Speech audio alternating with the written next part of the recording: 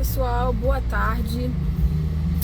Acredito que isso vai virar um rios depois, então fica ligadinho aí. Essa é para os advogados e claro, eu acho que também é uma situação de atenção para os clientes, mas eu disse na segunda-feira que eu tinha com advogados da Regional de Lisboa, que é o Dr. João Massano. E qual era a pauta do encontro? Que nós fôssemos respeitados no exercício da advocacia em defesa dos nossos clientes. De que maneira nós costuramos soluções?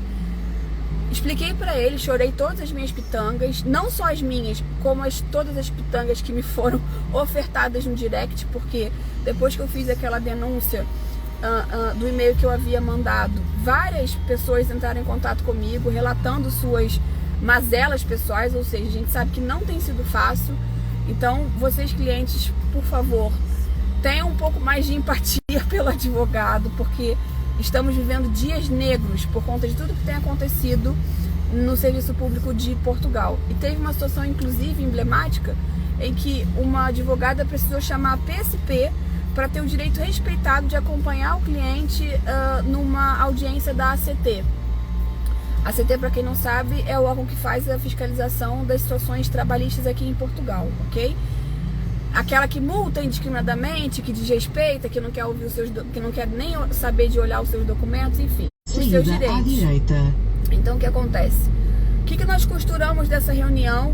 Fica aí a informação que eu disse que eu ia trazer, que é a seguinte: vamos fazer um apanhado das situações que se repetem. Depois virar à esquerda. Não liguem para o meu GPS, tá? Das situações que são corriqueiras, ou seja, aquilo que mais acontece em termos de desrespeito, virar à esquerda. De infração da parte do funcionarismo público em relação ao exercício da advocacia. E buscar com isso criar uma comunicação interna, né, com os órgãos da administração, para que a conduta do funcionário tenha um parâmetro, ou seja, se a exemplo daquele caso que eu trouxe na segunda-feira, situações em que eu posso utilizar o artigo 81.5 e fazer juntamente com o pedido da residência o pedido de reagrupamento, tem que forçar esse funcionário se aculturar com a legislação, ou seja, tomar conhecimento de que esse artigo é possível e que ele tem que aceitar no momento que ele é invocado. Então, situações como essa, o argumento que não tem a fila, não tem nada a ver com fila, é uma questão de economia processual, princípio da eficácia, princípio ai, Jesus, qual é o nome do princípio agora que eu esqueci? Da colaboração da administração pública com o particular.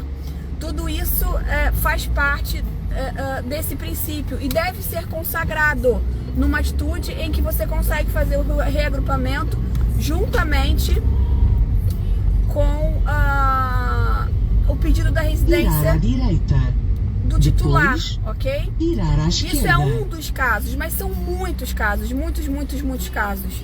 Então eu quero fazer um apanhado dos casos mais corriqueiros e através de uma comunicação institucionalizada, ou seja, da ordem para a ANMA e a Segurança Social, a gente documentar essas situações. Ou seja, olha, a conduta a partir de agora tem que ser esta, tem que ser respeitada. E o Dr. João foi bastante otimista em relação a essa postura. Eu inicialmente tinha pedido um canal exclusivo para reclamações entre profissionais, ou seja, uma ouvidoria para atividade profissional, mas ele foi realista, ele falou assim, bom, se a administração pública não está dando conta dos casos em si, imagina direcionar uma equipe só para tratar uma ouvidoria profissional. Isso não me parece assim, ótimo em termos de vista de expectativa, mas pouco prático em termos de vista de soluções. Virar à direita. Então, por causa disso, essa minha sugestão foi descartada. Mas eu achei coerente aquilo que ele disse. A gente tem que trabalhar com ferramentas que temos e os ofícios com os códigos, né? As condutas definidas. Isso vai mudar o dia a dia, ou seja, é como se fosse uma receita de bolo em relação a cada caso emblemático da administração e que, a partir dessa comunicação oficial, os funcionários passem a respeitar aquilo que está escrito através desses comunicados. Nada mais é do que ensinar, muitas vezes, o funcionário público aonde está a lei que diz como ele deve agir em cada situação emblemática. Eu espero que isso funcione, que nós consigamos implementar, e juntamente com isso nós vamos costurar uma reunião da ordem com essa representatividade do Dr. João e o diretor da ANIMA, do Omnicanal, que é a pessoa responsável por todas as lojas, que é o Dr. Arthur Girão. Eu tentei me encontrar com ele na segunda-feira, já que eu estava ali do lado, dei uma de João sem braço. Pô, será que você não pode me ouvir rapidinho? Mas obviamente eu não consegui. Mas quem não tenta, né, não fica... O não eu já tinha. E agora eu falei, bom, ele não pôde marcar uma reunião comigo, porque quem sou na fila do pão? Ninguém. Mas se a Ordem dos Advogados se pronunciar através de um ofício, talvez eu consiga a reunião. E foi isso que eu também pedi para o Dr. João, e ele falou que é uma ideia bastante interessante, até para que a gente apresente essa nossa solução, e ficamos de nos reunir novamente no próximo dia 5, que é segunda-feira, ok? E é isso, gente.